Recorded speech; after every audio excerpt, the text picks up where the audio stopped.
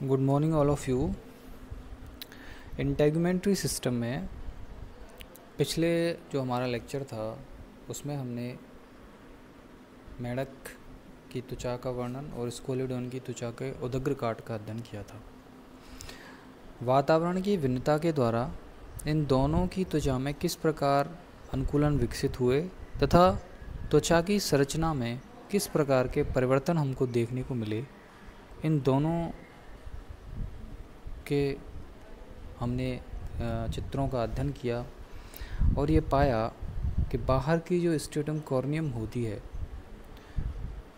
वो जलीय जीवों में बिल्कुल भी नहीं पाई जाती, लेकिन जैसे ही ये जीव स्थल पर आने लगते हैं तो स्ट्रेटम कॉर्नियम के विभिन्न प्रकार के रूपांतरण हमको देखने को मिलते हैं। स्कोलिडोन की हम जब बात करते हैं तो स्कोलिडोन में हमने प्लेकोइड स्केल्स के बारे में हमने स्ट्रक्चर को हमने पढ़ा।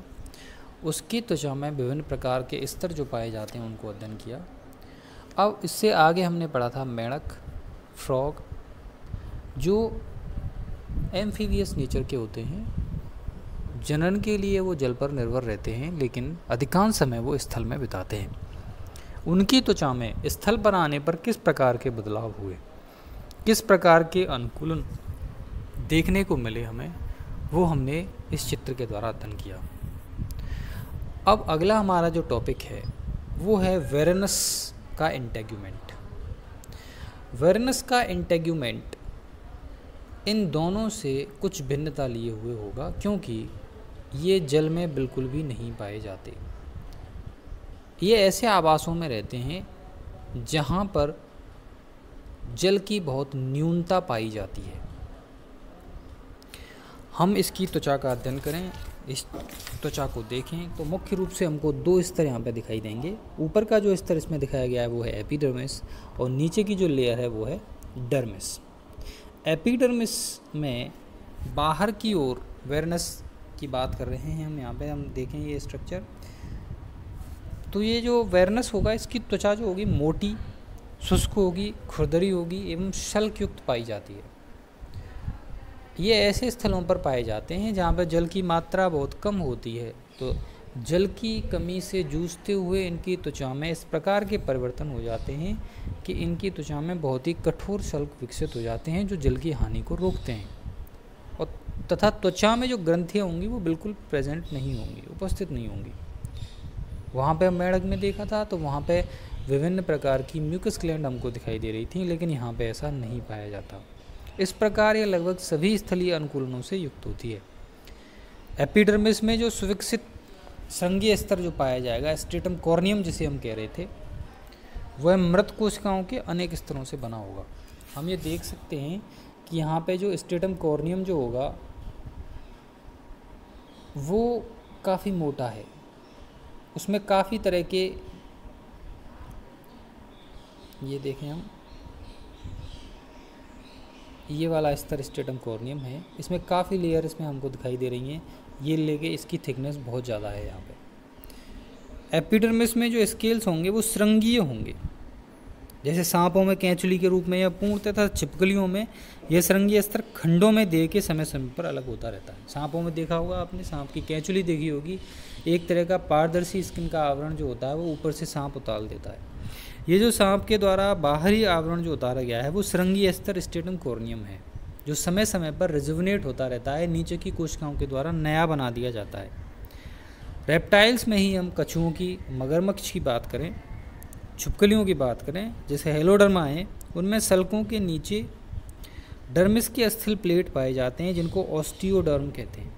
ये देह की सतह पर अथवा डर्मिस के नीचे स्थित होते हैं। जो डर्मिस होती है वो बहुत ही मोटी होती है तथा दो स्तरों में विभक्त होती है।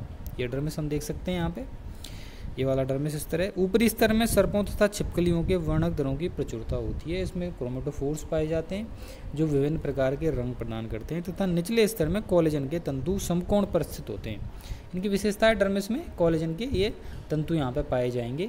ये वाले जो फाइबर्स हैं वो कोलेजन के फाइबर्स हैं जो आपस में 90 डिग्री के एंगल पे व्यवस्थित हैं, जो त्वचा को मजबूती से बांधे रखते हैं, उसे दृढ़ता प्रदान करते हैं।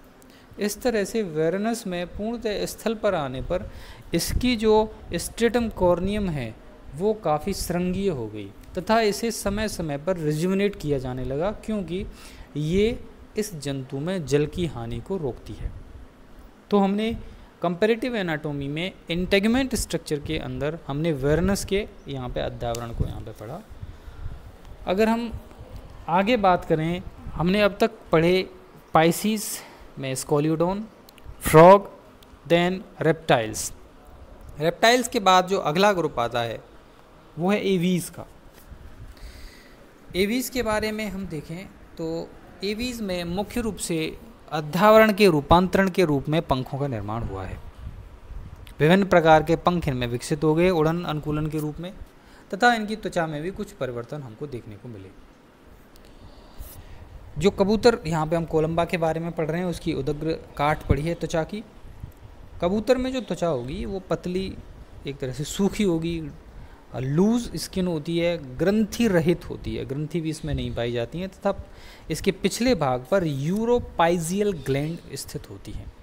पक्षियों के पिछले भाग पे पुच्छ स्थित में यूरोपाइजियल ग्लैंड होती हैं, तथा इनसे कुछ विशेष प्रकार का स्राव निकाला जाता है जो इसके पंख होते हैं उनके ऊपर एक ऑयली लेयर चढ़ाने के काम आता है। आप देखना कभी कोई पक्षी को नहाते हुए या वो पानी में भीग गया हो तो वो अपनी पूंछ के पास में चोंच ले जाता है और उसमें से कुछ ऑयली पदार्थ लेकर अपने पंखों के ऊपर उसे बिखेरता है, जिससे कि वो पंख गीले नहीं हो, वो उड़ने में आसानी रहे।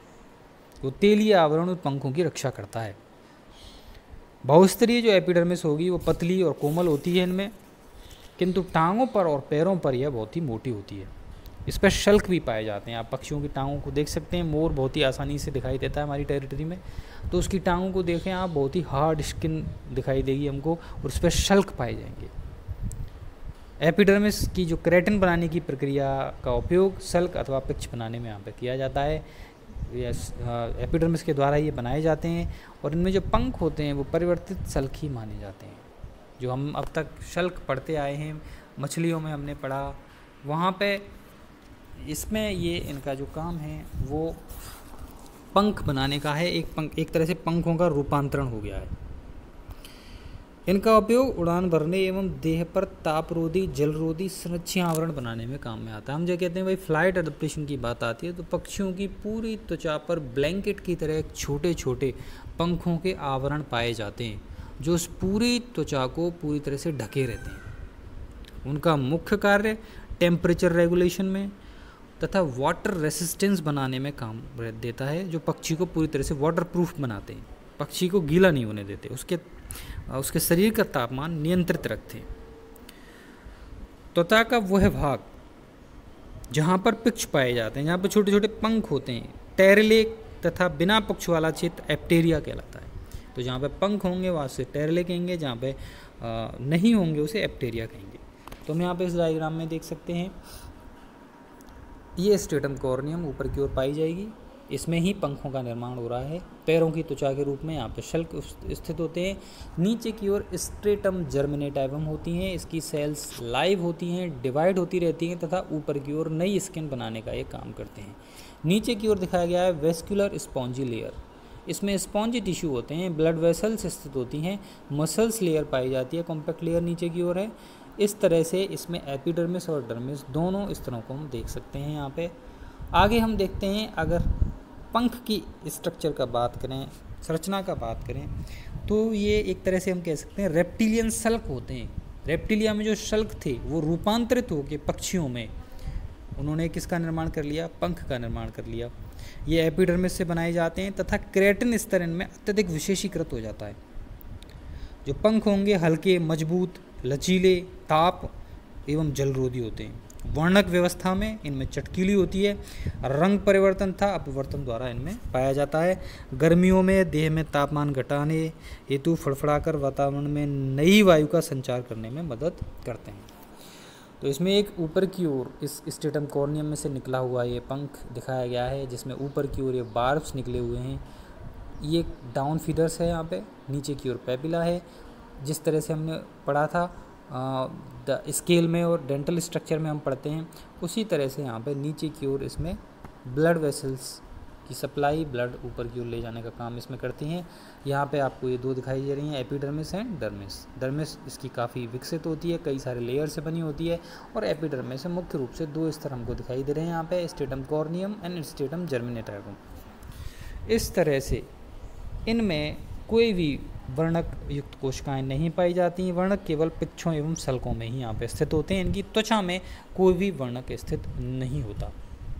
तो आज के लेक्चर में हमने इंटेगुमेंट को पढ़ा, एक तो वेरनस का इंटेगुमेंट, दूसरा एवीज का इंटेगुमेंट जिसमें कबूतर की त्वचा का हमने अध्ययन किया।